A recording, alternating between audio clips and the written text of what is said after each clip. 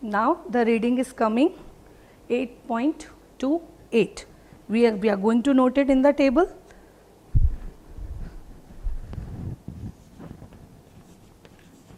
Again we are going to add 0.5 ml solution in it.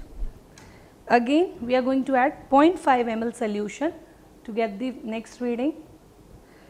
We will take reading till the pH drops to below 7. Stir it and measure with the help of electrode.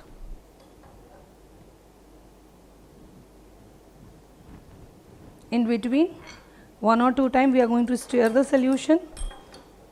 Now we will wait for the reading to get the constant reading. So the reading is 7.64.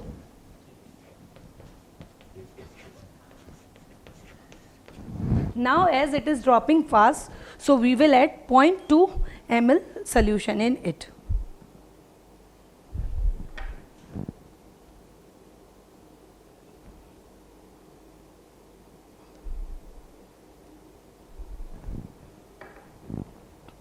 Stir the solution and take the reading.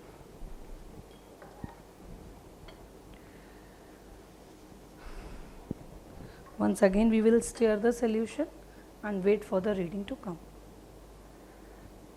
Okay. The reading is, it is fluctuating, we have to wait 1 or 2 minutes.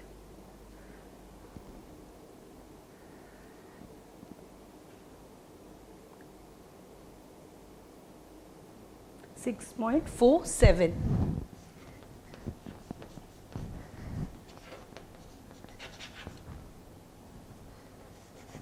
Here we have achieved a goal, but as we have to plot the graph, we have to take 1 or more 2 readings, otherwise we won't able to plot the graph.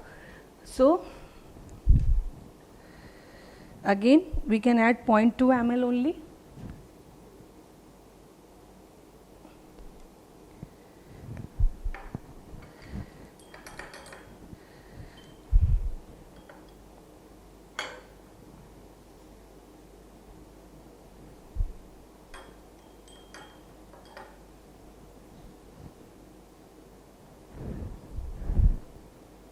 The reading which is coming is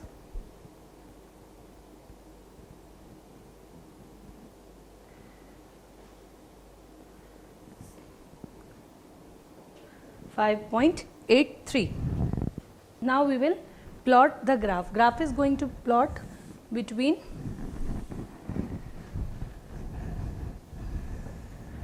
pH reading and the volume. We will mark 0, 1, 2,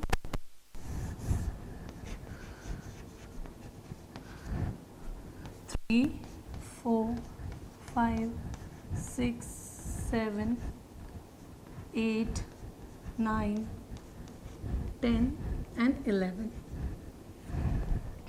Here we are going to take readings.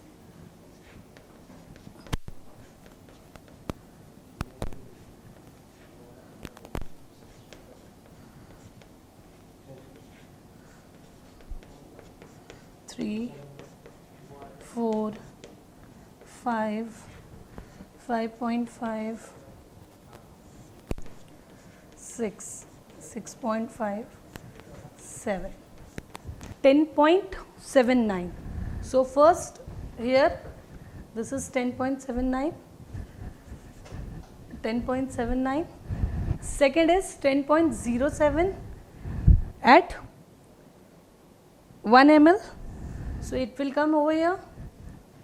Then we are having third reading 8.75. So this is 8, that is at 2. It will come here 8.75. Now we are having reading at 8.28 at 2.5. It will come almost here. Then reading come at 7.64. So 7.64. So here it is 7 and 6.4. Then at 6.47 at 4.5 ml. So it will come here. Next is 5.83. So it will be like this. We can take as many reading we want because we want the graph, and the graph endpoint will be that point where there is a change in the solution. Like here the reading was like 10.79 and 10.7. It was not a big drop, but this one was the 8.75. This was a big drop, and this was the 6.47. This is also again a big drop. So this will be considered as the end point for the solution. This is the how we are going to plot the graph.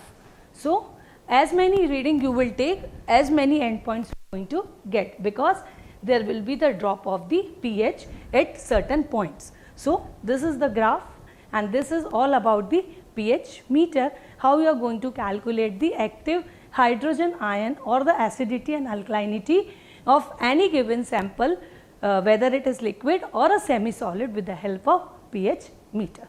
Thank you very much.